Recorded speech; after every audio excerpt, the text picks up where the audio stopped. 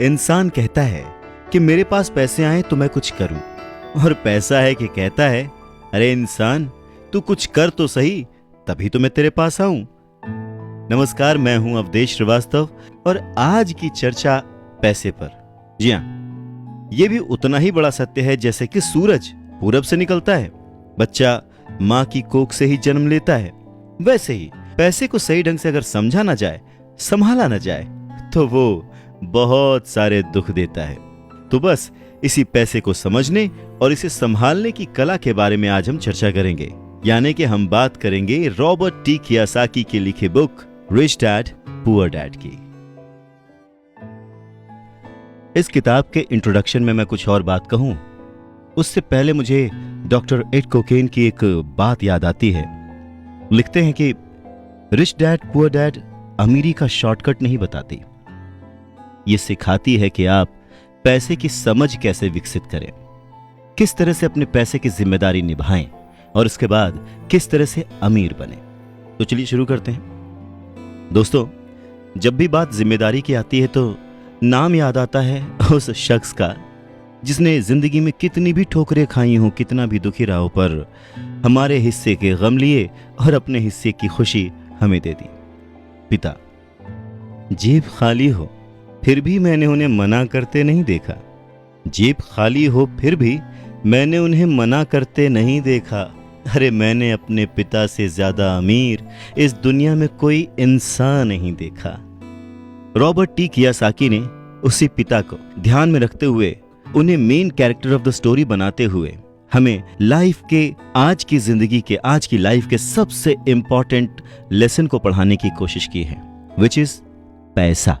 जी हाँ, हम बचपन से लेकर जवानी तक सिर्फ मार्क्स के पीछे भागते रहते हैं। हमारा जो एजुकेशन का पैटर्न है, पढ़ाई का तरीका है, हम बचपन से सिर्फ यही सुनते आए हैं कि पढ़ो पढ़ो पढ़ो और पढ़ो, और एक लेवल तक पहुंचने के बाद, एक एज तक पहुंचने के बाद डिसाइड करो कि अब क्या करना है। रॉबर्ट टी कियोसाकी इसी बात को बहुत ही खूबसूरती से एड्रेस करते हैं कि हमें पैसे को एक सब्जेक्ट की तरह बचपन से ही क्लासेस में पढ़ाना चाहिए। अगर आज पढ़ाई का मतलब, जिंदगी में सफल होने का मतलब ज्यादा पैसे कमाने से है, तो क्यों ना उस पैसे को सही ढंग से मैनेज करने का गुण हमें बचपन से मिले। स्कूल्स 6 घंटे के 8 घंटे के होते हैं, पर बाकी जो वक्त है वो घर पे बीतता है। तो कहीं ना कहीं स्कूल हो या घर हो, बच्चे को बचपन से ही पैसे की अहमियत, उसकी इंपॉर्टेंस, उसकी मैनेजमेंट के बारे में अगर पढ़ाया जाए तो इसमें कोई भी गलत बात नहीं है। मुझे लगता है कि ये बात कहीं ना कहीं मिसिंग थी। शायद कई सालों से ये जद्दोजहद है कि इसे शुरू किया जाए, इसे समझाया जाए। बहुत सारी फिल्में बनी हैं इस पर, लेकिन आज भी हम मार्क्स मार्क्स और मार्क्स के पीछे ही भागते हैं। अगर हमें पैसे को सही ढंग से मैनेज करने की कला आ जाए, अगर हमारी समझ डेवलप हो जाए, तो मुझे लगता है कि जो आजकल के बच्चे हैं वो बड़े जब होंगे तो वो खुश रहेंगे। इंसान को कंप्लीट करने के लिए उसका परिवार, उसके अपने, उसके दोस्त, उसका रहन सहन सब बहुत जरूरी होता है। ये तो नहीं कह सकते कि पैसा ही सब कुछ है, पर हाँ, सब कुछ पाने के लिए पैसा जरूरी है। काश कि मैंने ये बुक 20 साल पहले पढ़ी होती। ये लाइन अमेरिका के एक बहुत ही बड़े बिल्डर लैरिसन क्लार्क ने कही थी जब उन्होंने रिच डैड पुअर डैड पढ़ी थी। वक्त ऐसे ही बीत जाता है और हम काश में फंसे रह जाते हैं। ऐसी बहुत सारी चीजें हमें जब पता लगती हैं जिससे हमारी लाइफ बदल सकती थी, हमें कुछ सीखने को मिल सकता था, हमें तरक्की करने को मिल सकता था, पर वक्त बीत चुका होता है और बस रह जाता है तो ये एक काश कि मैंने ये कर लिया होता।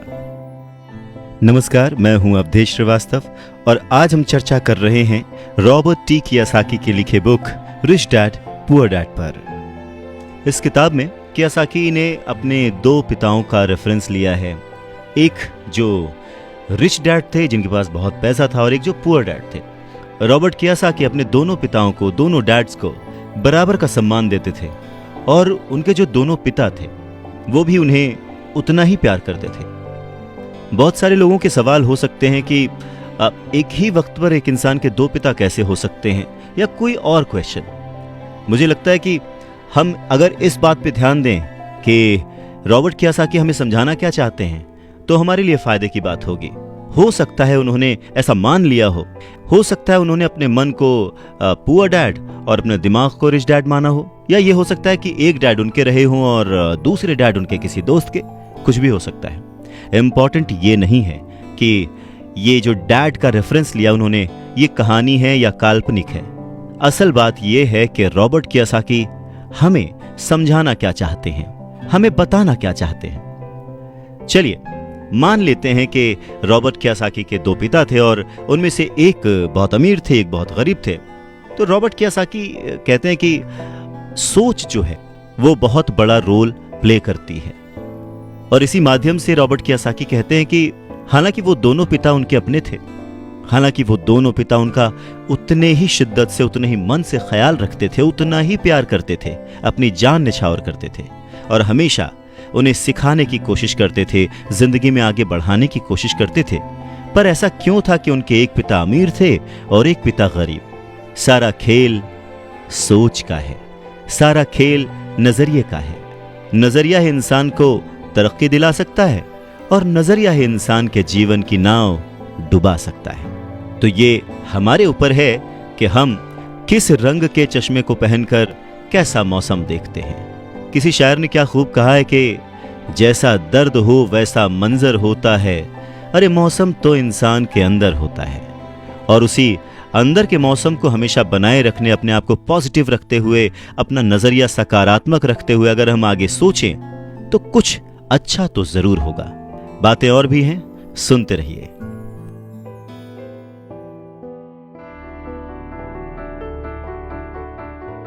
गरीब और मध्यम वर्गीय लोग पैसे के लिए काम करते हैं, पर जो अमीर होता है उसका पैसा उसके लिए काम करता है।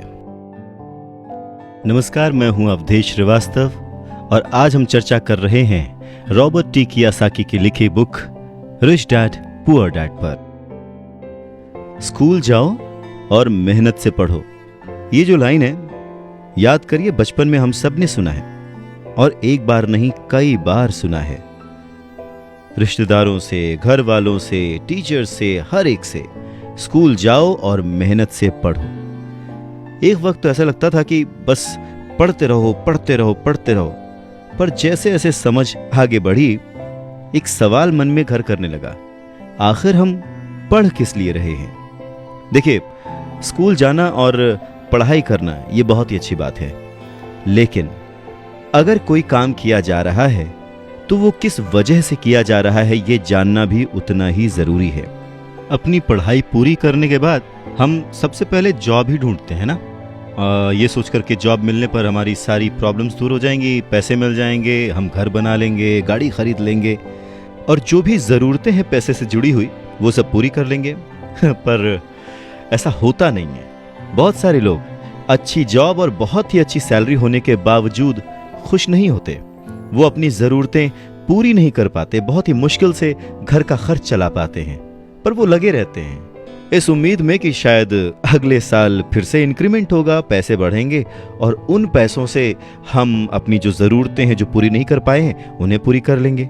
और वो और ज़्यादा मेहनत करते हैं प्रमोशन पाने के लिए। पर वक्त के साथ साथ हमारी ज़रूरतें और हमारा लालच बढ़ने लगता है। पहले तो पैसे के बिना रहने के डर से हम बहुत मेहनत करने लग जाते हैं और उसके बाद जब हमें सैलरी मिलने लगती है तो हमें लालच और ज़्यादा पाने की इच्छा जाग जाती है। और चूहे बिल्ली के इसी खेल में हमारी ज़िंदगी का भी एक पैटर्न बन जाता है। ज़्यादा मेहनत करो, ज़्यादा पैसे कमाओ, ज़्यादा पैसे कमाओ, घर का खर्च चलाओ, पैसे खत्म, फिर ज़्यादा मेहनत करो। और ये जो विशेष सर्कल है ये चलता रहता है और इसी सर्कल में हम गोल गोल गोल गोल घूमते रहते हैं। अगर हमारे पास ज़्यादा पैसे आ भी जाएं तो भी हमें इस विशेष सर्कल में घूमने की आदत पड़ जाती है। हमें डर और लालच पर काबू पाना सीखना बहुत ज़रूरी है, क्योंकि अगर हम अमीर बन भी गए तो इन आदतों की वजह से हम हमेशा डर के साए में रहेंगे और अपनी ज़िंदगी को एंजॉय नहीं कर पाएंगे। पहले के ज़माने में शिक्षा एक जरिया थी लोगों की पर्सनैलिटी डेवलप करने का और आसपास के हर विषय में उन्हें जानकारी देने का। पर वक्त के साथ साथ पढ़ाई का लक्ष्य, उसका गोल बदल गया।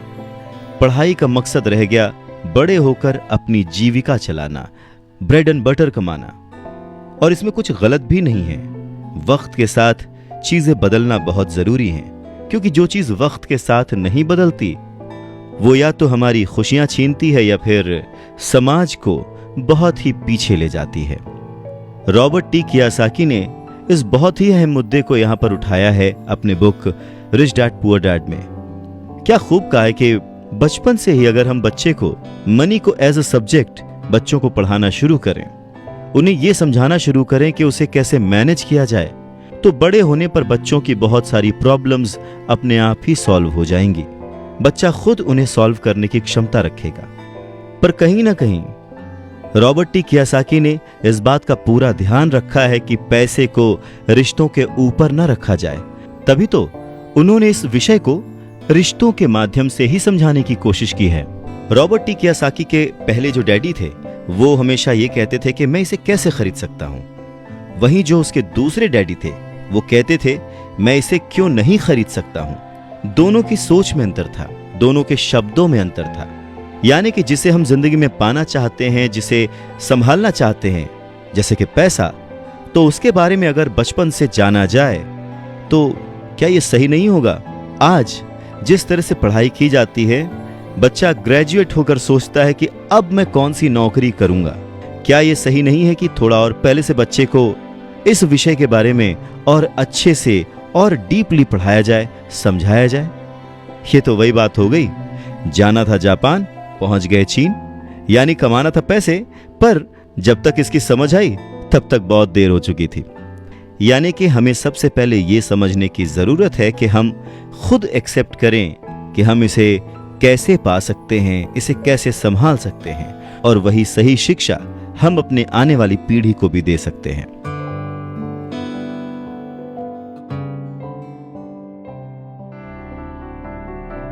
अगर दिल्ली जाना है तो टिकट भी दिल्ली का ही लेना पड़ेगा। नमस्कार, मैं हूं अवधेश श्रीवास्तव और हम बात कर रहे हैं रिच डैड पुअर डैड की, जिसे लिखा है रॉबर्ट टी कियोसाकी ने।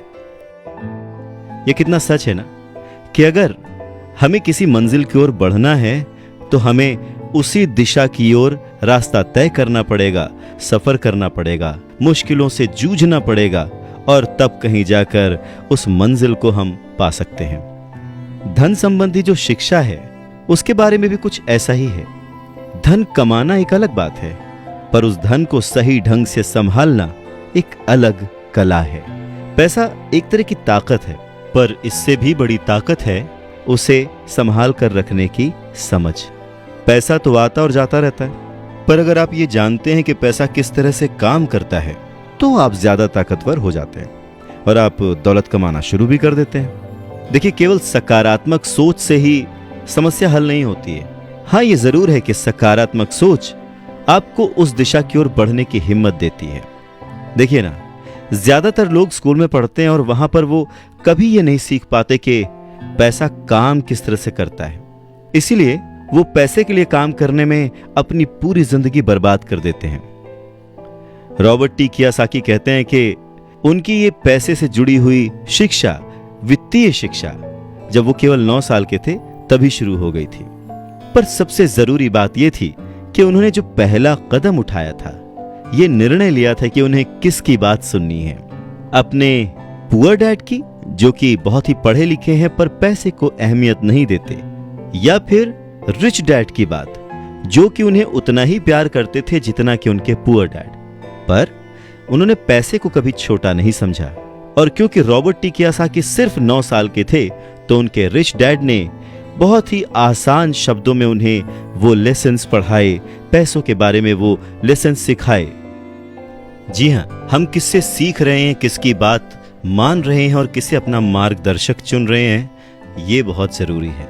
क्योंकि जो हमें गाइड कर रहा है, अगर उसका नजरिया ही अलग है तो वो आपको सही मंजिल की ओर नहीं पहुंचा पाएगा। रॉबर्ट टी कियोसाकी के दोनों ही डैड्स, रिच डैड और पुअर डैड, उन्हें उतना ही प्यार करते थे, पर सिर्फ नजरिए की वजह से रॉबर्ट टी कियोसाकी ने अपने रिच डैड की बात सुनना प्रेफर किया।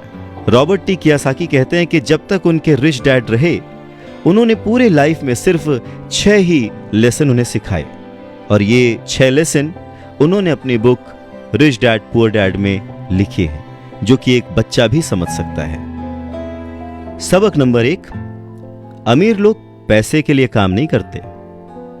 सबक नंबर 2, पैसे की समझ क्यों सिखाई जानी चाहिए। सबक नंबर 3, अपने काम पर ध्यान दो और अपने काम से काम रखो। सबक नंबर 4, टैक्स क्या है उसे समझो और कॉरपोरेशंस की ताकत। सबक नंबर 5, अमीर लोग पैसे को जन्म देते हैं। सबक नंबर 6, पैसे कमाने के लिए काम ना करें, सीखने के लिए काम करें। अमीर लोग पैसे के लिए काम नहीं करते। नमस्कार, मैं हूं अवधेश श्रीवास्तव और हम चर्चा कर रहे हैं रिच डैड पुअर डैड की। ये समझने की कोशिश कर रहे हैं कि आखिर अमीर और अमीर कैसे होता जाता है। रॉबर्ट टी कियासाकी एक कहानी का जिक्र करते हैं। कहते हैं कि जब वो छोटे थे तो उन्होंने अपने डैडी से पूछा कि डैडी, क्या आप बता सकते हैं कि अमीर कैसे बना जाए। ये सुनकर उनके पुअर डैडी, जो कि एक स्कूल में पढ़ाते थे, उन्होंने कहा कि बेटे, तुम अमीर क्यों बनना चाहते हो। इस पर कियासाकी कहते हैं कि कुछ बच्चों ने और उनके पेरेंट्स ने उन्हें गरीब कहा। यह सुनकर उनके पुअर डैड सोच में पड़ जाते हैं और फिर उसके बाद उनसे कहते हैं, देखो, अगर तुम अमीर बनना चाहते हो तो तुम्हें पैसे बनाना सीखना चाहिए। इस पर कियासाकी ने अपने डैड से पूछा, मैं पैसे बनाना किस तरह से सीख सकता हूं। तो डैड ने जवाब दिया, अपने दिमाग से।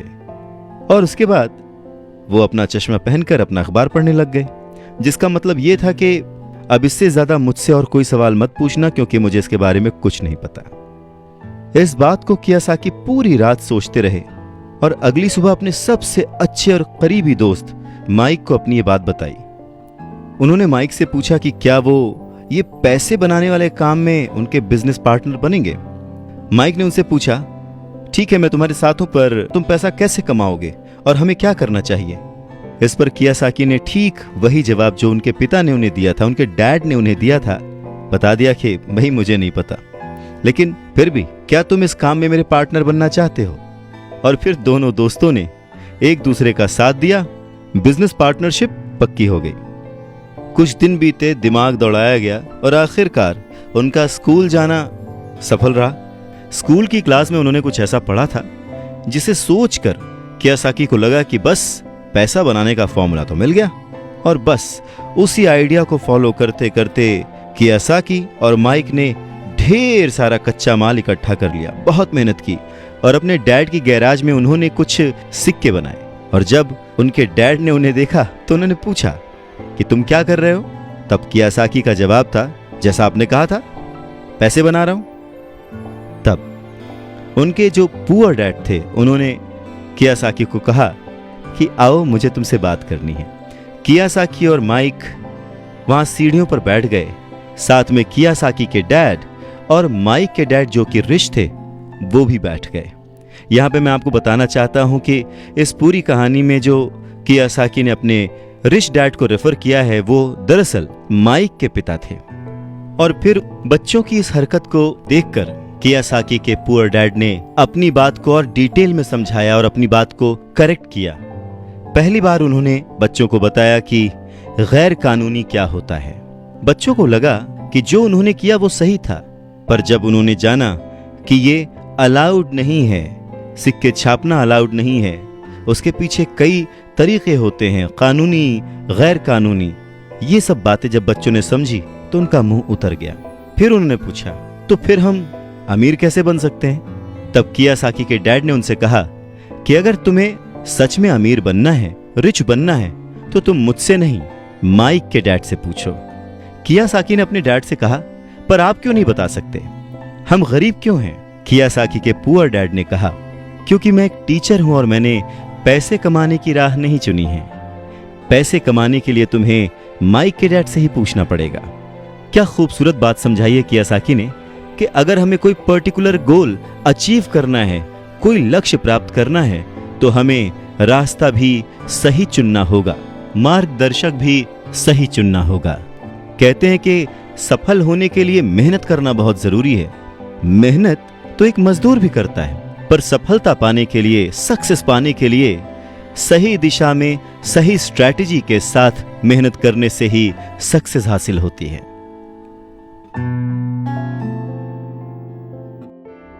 अमीर बनना है तो कम समय में डिसीजन लेना सीखो। नमस्कार, मैं हूं Avdhesh Shrivastava. Robert T Kiyosaki के पुअर डैड ने उन्हें कहा कि उन्हें उनके फ्रेंड माइक के डैड से पूछना चाहिए कि पैसे कैसे कमाए जाते हैं, सक्सेसफुल कैसे हुआ जाता है। तो रॉबर्ट टी कियोसाकी ने और उनके फ्रेंड माइक ने यह डिसाइड किया कि वो अपने रिच डैड से यह बात जरूर पूछेंगे कि अमीर कैसे बना जाए, पैसे कैसे बनाए जाए। रॉबर्ट टी कियोसाकी ने अपने रिच डैड से पूछा कि क्या वो उन्हें पैसा बनाना सिखाएंगे। इस पर उनके रिच डैड ने एक शर्त रखी, और शर्त यह थी कि वो बच्चे उनके साथ काम करते हुए सीखेंगे, न कि क्लास में बैठकर लेक्चर सुनते हुए। उन्होंने कहा कि मेरे पास इतना वक्त नहीं है कि मैं तुम्हें क्लास में बैठकर पढ़ाऊं और जिसका तुम कोई प्रैक्टिकल इस्तेमाल ना कर सको। इस बात को सुनकर रॉबर्ट टी कियोसाकी और माइक थोड़ा सा कंफ्यूज हो गए। वो समझ नहीं पा रहे थे कि उन्हें हाँ कहना चाहिए या नहीं।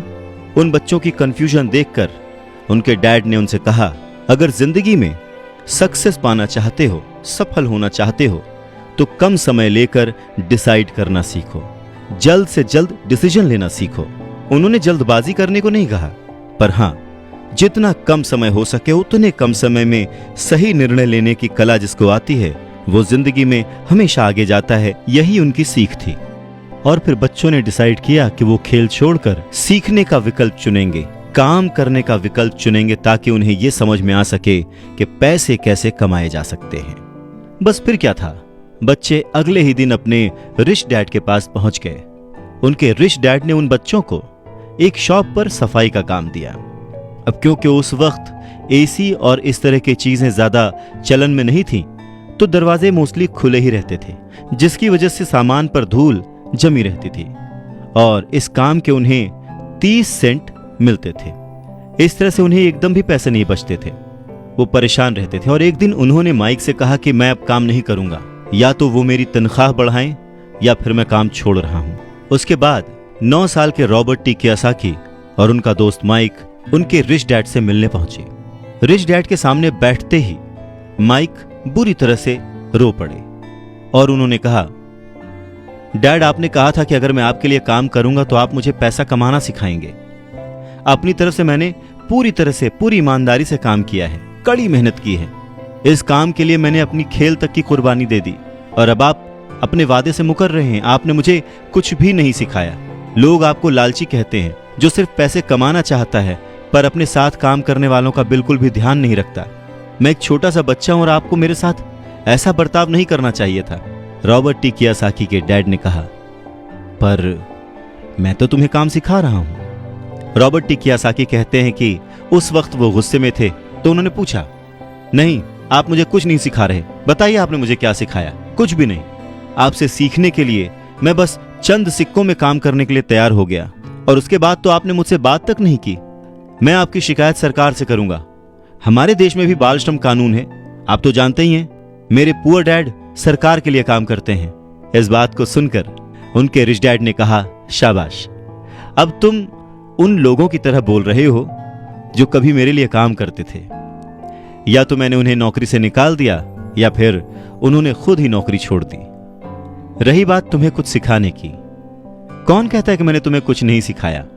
पिछले दिनों जितना तुमने काम किया, जरा सोच कर देखो, क्या सिखाने का मतलब केवल भाषण देना या बातचीत करना ही होता है?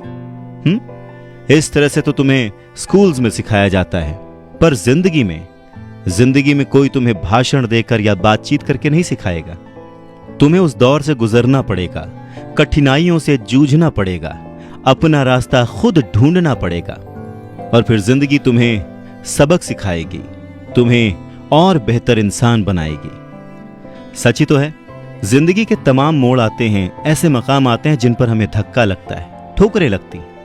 हम उस वक्त परेशान होते हैं कि हमारे साथ ऐसा क्यों हो रहा है, पर अगर ध्यान से देखा जाए तो जिंदगी उस झटके के जरिए हमें कह रही होती है कि जाग जाओ, मैं तुम्हें कुछ सिखाना चाहती हूं। पर 9 साल के रॉबर्ट टी कियोसाकी को ये बड़ी बड़ी बातें समझ नहीं आईं। तब उनके रिच डैड ने एक बार फिर से कहना शुरू किया, अगर जिंदगी तुम्हें कोई सबक सिखाए तो तुम्हें उससे सीखना चाहिए, क्योंकि अगर तुम उससे वो सबक नहीं सीखते तो पूरी जिंदगी, तुम्हारी ये जिंदगी लगातार तुम्हें धक्के देती रहेगी। अपनी जॉब में रहते हुए तुम अगर उसकी मुसीबतों से सबक लोगे, सीखोगे, तो तुम एक समझदार, अमीर और सुखी इंसान बन सकते हो। पर अगर तुम ये नहीं सीखते तो जिंदगी भर अपनी प्रॉब्लम्स के लिए अपनी नौकरी, कम सैलरी या फिर अपने बॉस को कोसते रहोगे और हमेशा उम्मीद करते रहोगे कि कोई और आए, तुम्हारी सैलरी बढ़ाए और तुम्हें सुख दे, जो कि पॉसिबल नहीं है। किसी दूसरे को बदलने से ज्यादा अच्छा और आसान है खुद को बदलना। नमस्कार, मैं हूं अवधेश श्रीवास्तव और हम चर्चा कर रहे हैं रिच डैड पुअर डैड की, जिसे लिखा है रॉबर्ट टी कियोसाकी ने। तो उनके रिच डैड ने उन्हें 10 सेंट हर घंटे की जॉब पर रखा। 10 सेंट बहुत ही कम होते हैं। रॉबर्ट टी कियोसाकी ने वो जॉब छोड़ दी और अपने रिच डैड के पास गए और गुस्से में उनसे कहा कि मैं इतने कम पैसे पे काम नहीं कर सकता। ये बात सुनकर उनके रिच डैड ने कहा, मुझे खुशी है कि तुम 10 सेंट पर काम करने के लिए असंतुष्ट हो। अगर तुम गुस्सा होकर मेरे पास नहीं आते तो मैं कभी भी तुम्हें पैसा बनाने की कला नहीं सिखाता। इस बात से यह साबित होता है कि तुम पैसा कमाना सीखना चाहते हो। रॉबर्ट टी कियोसाकी अपने डैड की बात बहुत ध्यान से सुन रहे थे। उनके डैड ने कहना जारी रखा, तुम्हें पता है कि गरीबी पैसों की नहीं, मन की होती है। इंसान पूरी जिंदगी डरते डरते सिर्फ पैसे के लिए ही काम करता रहता है। मैं कभी नहीं कहूंगा कि तुम पैसे के लिए काम करो। तुम्हें ऐसा काम करना चाहिए कि तुम्हारा पैसा तुम्हारे लिए काम करे। लोग कहते हैं कि मैं समस्या की जड़ हूं, मैं उन्हें कम पैसे देता हूं, पर सच तो यह है कि लोग उसी वेतन में काम करते रहना चाहते हैं। वो अपने आप से नहीं पूछते कि वो क्यों उतने कम पैसे में काम कर रहे हैं। पर अगर वो लोग या तुम इसी तरीके से सोचते रहे कि समस्या की जड़ मैं हूं, तो जिंदगी भर न वो लोग कुछ सीख पाएंगे न तुम कुछ सीख पाओगे। आसान क्या है, मुझे बदलना या फिर खुद को बदलना और अपने आप को इस लायक बनाना कि आप उससे अच्छा काम सीख पाएं। अगर तुम पैसे के लिए काम करना सीखना चाहते हो तो स्कूल में ही रहो। यह सीखने के लिए उससे बढ़िया जगह कोई और है नहीं। परंतु अगर तुम ये सीखना चाहते हो कि पैसा तुम्हारे लिए किस तरह से काम करे, तो मैं तुम्हारा रिच डैड तुम्हें यह सिखा सकता हूं। पर यह तभी संभव होगा, तभी पॉसिबल होगा जब ये तुम खुद सीखना चाहो। तो तुम सीखने के लिए तैयार हो? रॉबर्ट टी कियोसाकी ने हां में सर हिलाया और फिर रिच डैड ने कहना शुरू किया, देखो बच्चे, जैसे मैंने कहा, सीखने के लिए बहुत कुछ है। पैसे से अपने लिए काम कैसे करवाया जाए, यह जिंदगी भर चलने वाली पढ़ाई है। मैं पहले से ही जानता हूं कि मेरी धन संबंधी पढ़ाई जीवन भर चलेगी और इसकी वजह यह है कि मैं जितना ज्यादा जान लेता हूं उससे भी ज्यादा जानने की मेरी इच्छा बढ़ती चली जाती है। बहुत ही कम लोगों को इस बात का एहसास होता है कि असली समस्या पैसे की नहीं है। असली समस्या, असली प्रॉब्लम नॉलेज की है, सोच की है। तो क्या तुम्हारे अंदर सीखने की उतनी ही इच्छा है जितना पहले थी? इस पर रॉबर्ट टी कियोसाकी ने कहा, हां बिल्कुल, मैं दूसरे लोगों की तरह थोड़े हूं, मैं सीखना चाहता हूं। तब रिच डैड ने कहना शुरू किया, ठीक है, तो कल से तुम फिर वापस काम पर जाओ, पर इस बार मैं तुम्हें कोई तनख्वाह नहीं दूंगा। तुम्हारी तनख्वाह बंद। तुम हर शनिवार 3 घंटे उसी तरह काम करोगे, लेकिन इस बार तुम्हें 10 सेंट प्रति घंटे के हिसाब से सैलरी नहीं मिलेगी। तुमने तो कहा है कि तुम पैसे के लिए काम करना नहीं सीखना चाहते, इसलिए मैं तुम्हें बदले में कुछ भी नहीं दूंगा। अपने रिच डैड की बात सुनकर रॉबर्ट टी कियोसाकी बहुत ही कंफ्यूज हो गए। उन्हें समझ ही नहीं आया कि वो आखिर क्या करें। और अगले 3 हफ्ते तक रॉबर्ट टी कियोसाकी अपने दोस्त माइक के साथ हर शनिवार को मुफ्त में काम करते रहे। काम बहुत परेशानी वाला नहीं था, और समय गुजरने के साथ साथ ये आसान भी होता गया। पर उन्हें अफसोस था तो अपने छूटे हुए बेसबॉल गेम्स और कॉमिक्स का, क्योंकि वो अब उसका मजा नहीं ले सकते थे और साथ ही उन्हें कुछ पैसे भी नहीं मिल रहे थे। तीसरे हफ्ते दोपहर में रॉबर्ट टी कियासाकी के रिच डैड उनकी शॉप पर आए, जहां पर वो बच्चे काम करते थे, और उन्हें कहा कि क्या तुम जिंदगी भर